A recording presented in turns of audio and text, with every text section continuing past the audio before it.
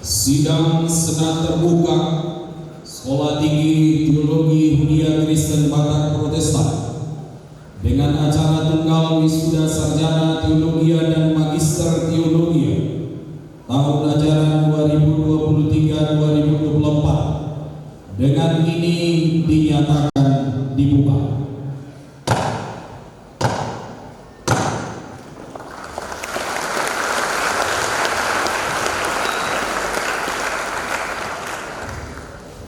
Terima kasih Bapak dan Ibu sekalian. Dan saat ini kita akan melanjutkan acara kita pada saat ini. Kita akan mendengarkan orasi yang akan disampaikan oleh Ketua ISTT HKBP Permatang Siantar, Pendeta Dr. Sukaryo Linggo, Magister Teologi. Waktu dan tempat kami persilakan. Opwi Porus Hudia Kristen Batak Protestan Pendeta Dr. Robinson Butar-Butar, Ketua Dewan Pembina yang terhormat bersama Peguru dan Amang Sekretaris Jenderal dan Inang Kadep Diakonia Dewan Pembina Yayasan SDT HKBP, yang terhormat Amang Direktur Pendidikan Direktorat Jenderal Bimas Kristen Protestan Bapak Dr. Sudirman Sumadiwur, yang terhormat Amang Ketua Umum Yayasan SDT HKBP sekaligus Amang Kepala Departemen Maratunia HKBP, Amang Sekretaris Umum Yayasan, dan seluruh inang amang pengurus yayasan terhormat yang kami hormati Amang Dewan Pengawas Yayasan, demikian juga Bapak Rektor Universitas HKBP Lowensen dan Bapak Dr. Richard Napitupulu, yang terhormat Bapak Rektor Universitas HKBP Lowensen Pematang Siantar Bapak Dr. Mukhtar Panjaitan, dan juga seluruh ketua-ketua Sekolah Tinggi Bibel Pro, Diakones dan Guru Hudia, yang terhormat Amang Ketua Pengurus Ikatan Alumni ISTT HKBP Bapak Pendeta Paulinus Siregar Magister Teologi bersama seluruh pengurus Ikatan Alumni, yang terhormat Amang dan Inang Preses yang hadir, Bapak Ibu Kepala Biro yang terhormat, yang kami hormati juga Amang Pendeta Resort HKBP Siantar Kota, Amang Pendeta Anggiat Simalulang, dan juga pejabat Bupati Simalungun atau yang mewakili dan Rem dan atau yang mewakili, dan seluruh orang tua bersama seluruh keluarga wisudawan Prodi S1 dan S2 yang kami banggakan, dan khususnya yang kami rayakan dan kami berikan selamat pada hari ini seluruh wisudawan, wisudati, wisudawati, sarjana dan magister teologi. Atas nama seluruh fungsionaris, Bapak Ibu dosen yang terhormat, teknik pegawai dan seluruh keluarga serta mahasiswa, kami menyampaikan selamat kepada seluruh wisudawan, wisudawati yang kami kasihi. SDT HKBP turut bangga telah menjadi bagian dari perjalanan bersama menuju memasuki kesuksesan saat ini. Selamat kepada seluruh orang tua dan keluarga, karena Amang, Inang, orang tua dan keluarga sekalianlah yang paling patut dihargai dari kesuksesan hari ini, karena melalui kasih setia Tuhan, melalui topangan Amang dan Inang, kesuksesan hari ini dapat terjadi. Dalam kesempatan ini sebagai Ketua Tinggi Sekolah Tinggi Teologi Hudia Kristen Batak Protestan di hadapan seluruh mahasiswa, pimpinan gereja, yayasan dan para orang tua serta tamu undangan, saya menyampaikan visi SDT HKBP terkait pergumulan global kita yang kita rangkum dalam sebuah tema berpengharapan dan berjuang bersama seluruh ciptaan. Sejak dilantik tanggal 7 November 2023 yang lalu, kami menyadari bahwa sivitas akademika SDT HKBP hanya akan bisa bergerak atas dukungan melalui para sahabat, kerjasama, dan mitra dengan berbagai lembaga. Karena itu dalam tahun 2024 ini, SDT HKBP membangun kerjasama kolaborasi dengan 16 lembaga 5. Kerjasama pemerintahan. 4. Kerjasama dengan lembaga dan universitas di dalam dan luar negeri. 3. Kerjasama dengan universitas dalam negeri seperti Gajah Mada, Universitas Sumatera Utara dan Universitas Kristen Indonesia. Dan 2 lembaga non pemerintahan dan 2 lembaga gereja. Dari semua kerjasama, kolaborasi, dan inovasi pengajaran, penelitian, dan pengabdian ini, semua mengakui dan mencatatkan bahwa pergumulan bersama kita adalah dunia tidak sedang baik-baik saja. Kerusakan dunia semakin meluas. Tanda-tanda krisis ekologi yang berkepanjangan semakin kelihatan. Perubahan iklim dan lain-lain. Maka segenap sivitas akademika STTH KBP bersama alumninya memiliki tugas dan tanggung jawab bersama dengan semangat oikumene inklusif, merangkul ekologi, melakukan berbagai upaya untuk menyelamatkan lingkungan. STTH KBP dalam kerangka ini mengadakan seminar ekologi bertaraf nasional dengan narasumber Bapak Victor Stanggan dari STTH KBP, Ibu Asnat Natar dari UKDW, Bapak Jailani dari Universitas Muhammadiyah Sumatera Utara, Bapak Elisa Lumbantoruan dari Teknologi Industri, Bapak Chandra dari Perwakilan Umat Buddha, dan Pendeta Mintur Krishna dari Kuil Sri Mariaman Pematang Siantar. 1 seminar internasional dari Siti Bapak Dr. Jordan Pamah, Bapak Hans Harmaka Putra, PhD dari Alustana University, Bapak Toar Banua Hutagalu dari Nightingale College Leadership and Theology di Australia, Paul B. N.H. Kwenda, PhD dari Universitas of Livingstone, dan juga Walter J. de la Cruz dari Universitas of Edinburgh, Skotlandia. STTH KBP juga mengadakan lomba nasional mahasiswa dalam penanggulangan sampah dengan 7 provinsi dan 3 lembaga lintas universitas, lembaga sosial, agama Kristen, non Kristen pada bulan Januari dan Februari 2024.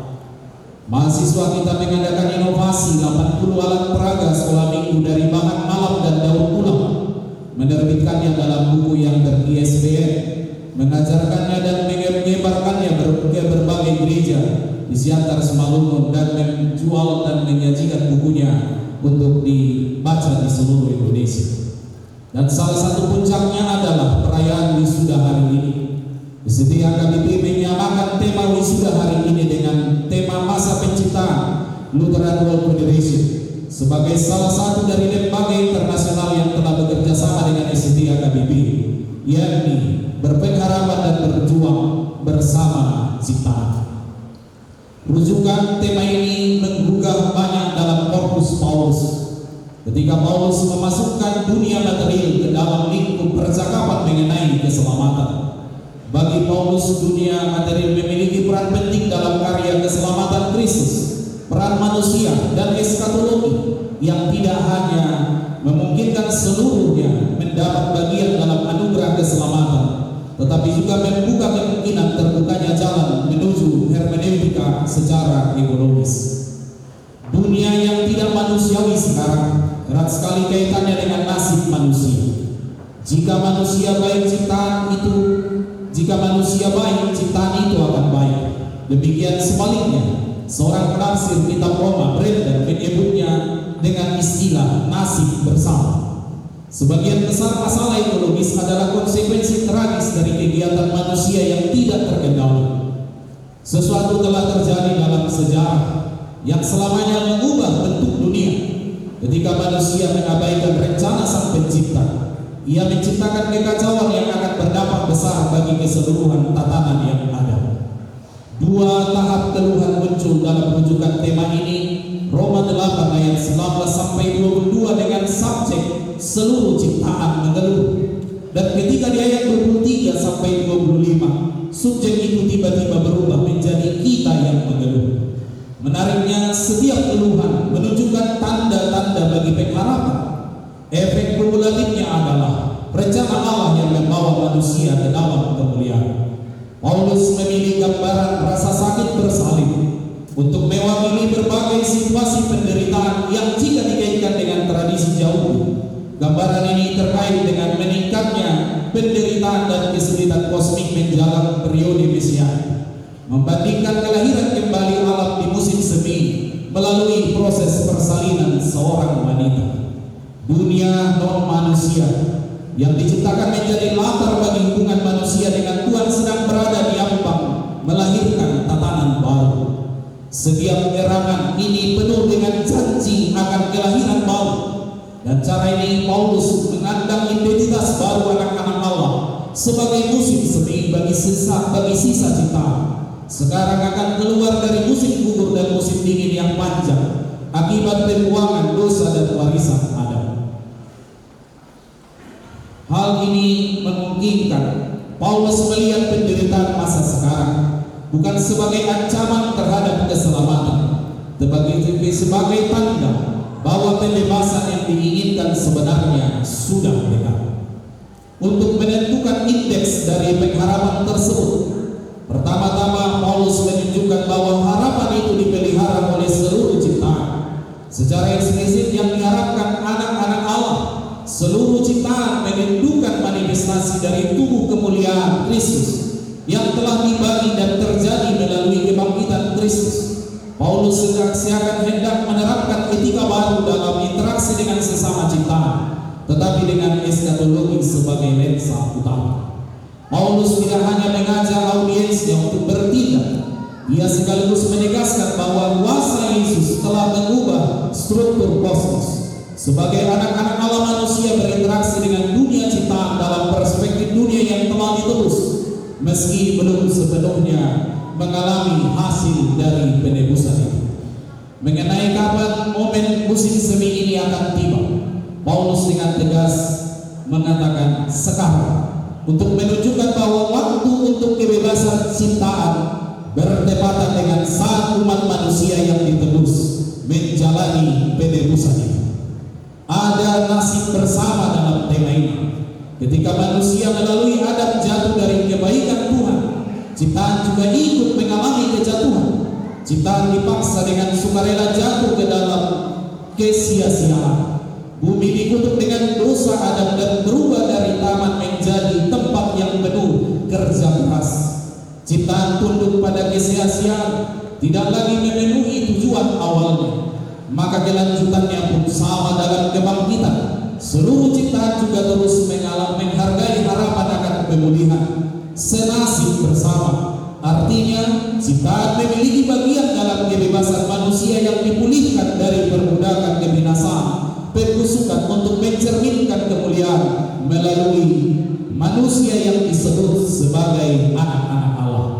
Jika umat manusia telah ditawari penebusan, maka ciptaan sedang menunggu bagiannya untuk dicurahkan.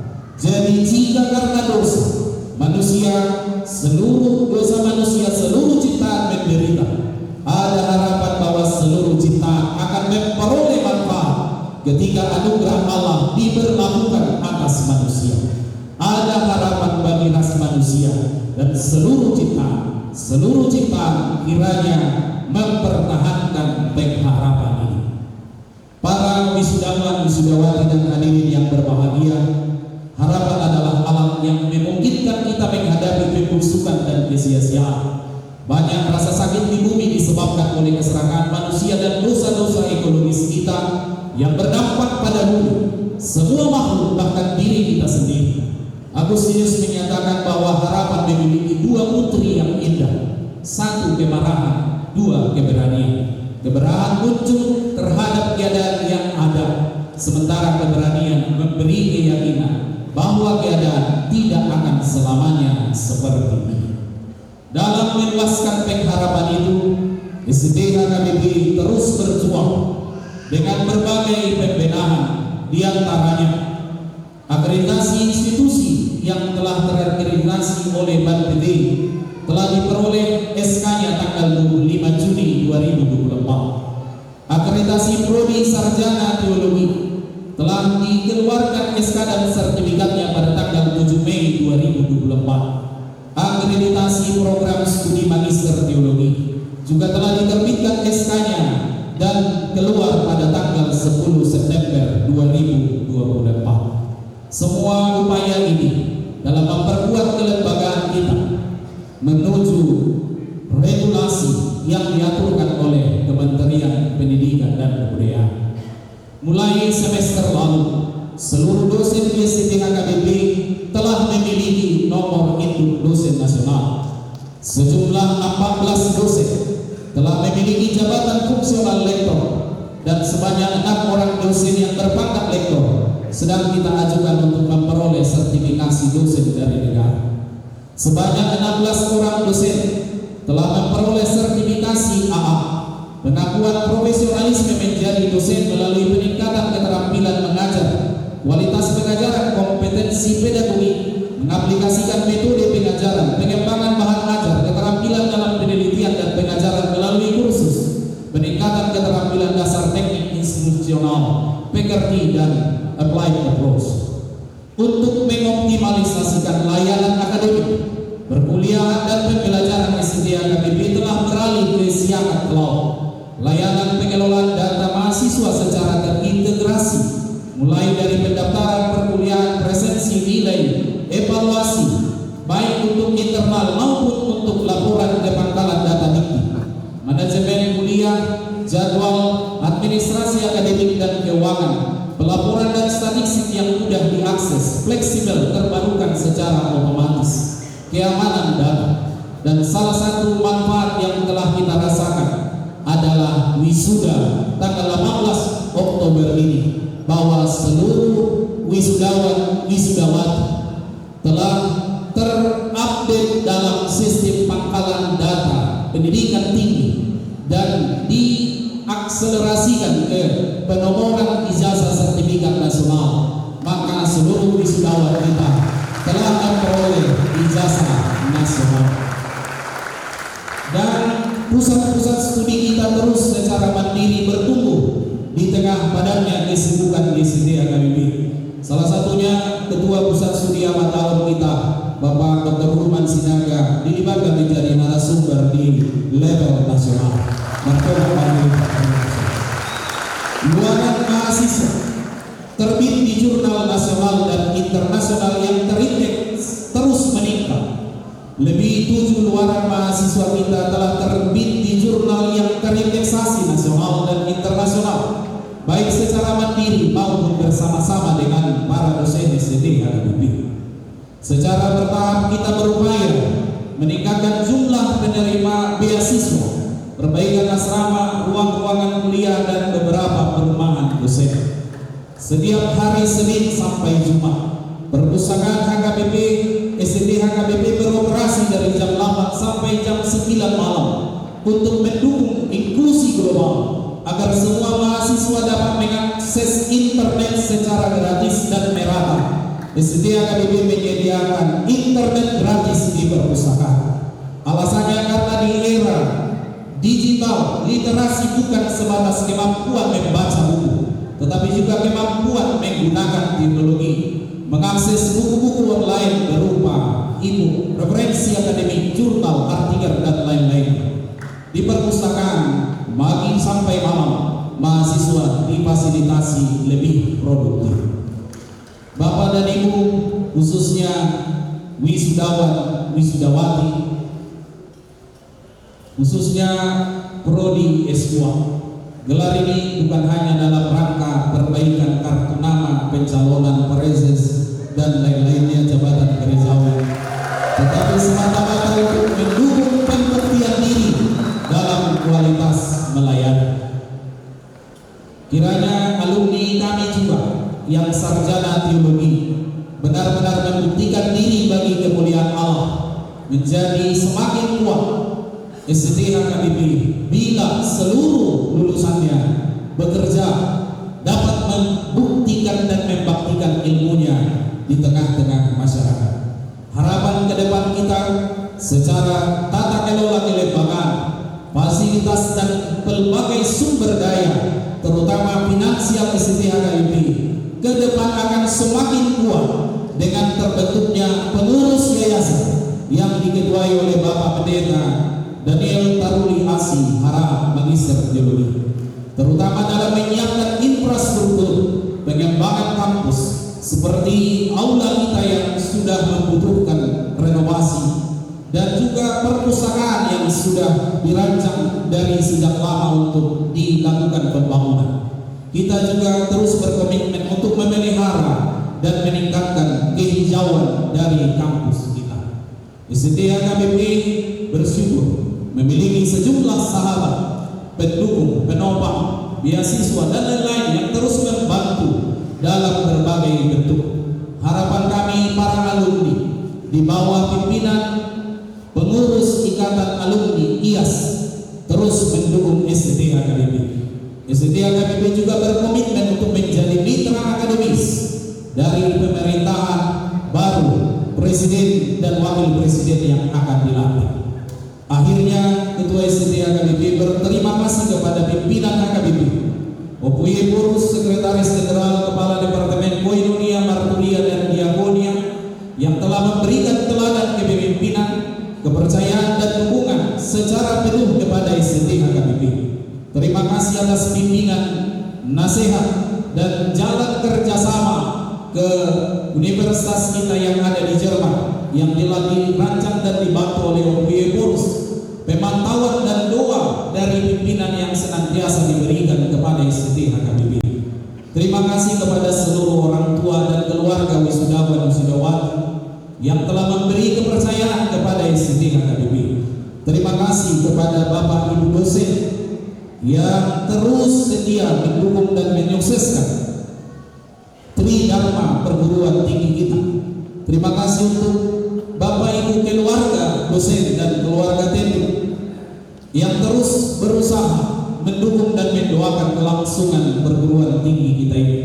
Seluruh teknik dan pegawai, fungsionaris dan perangkat serta seluruh pihak-pihak yang telah mendukung, kami mengucapkan terima kasih. Secara khusus kepada seluruh anak-anak kebanggaan kami, mahasiswa SDA KBP yang selalu bekerja sama dan terus berjuang meningkatkan kualitas dari Tridharma kita. Dan terakhir, kami mohon maaf karena begitu banyak kekurangan dalam pelayanan kami, khususnya dalam mempersiapkan acara ini juga, karena nomor ijazah sangat terkait dengan undangan. Kalau kami tidak punya nomor ijazah, kami tidak berani mengadakan wisuda seperti kampus-kampus yang lain. Bulan-bulan yang lalu mereka berani wisuda tanpa nomor ijazah. Kami menunggunya sampai itu keluar. Maka pimpinan kami yang terhormat, undangan kami rasanya mendadak, tapi tidak elok rasanya. Kami mengundang tapi kami belum mendapatkannya. Maka dengan itulah kami juga mohon maaf karena belum bisa kami kejar semuanya dalam 1 tahun pertama ini, karena masih banyak di sana sini kelemahan dan kekurangan. Mohon kiranya kami selalu didoakan dan diberi masukan, saran dan juga pendapat untuk memajukan sekolah tinggi kita ini. Secara khusus terima kasih kepada panitia wisuda yang telah membuat rangkaian acara ini sangat baik. Dan akhir dari semua, ini yang terakhir dari yang terakhir, selamat wisuda rekan-rekan se-alma mater S1 dan S2. Tuhan memberkati saudara.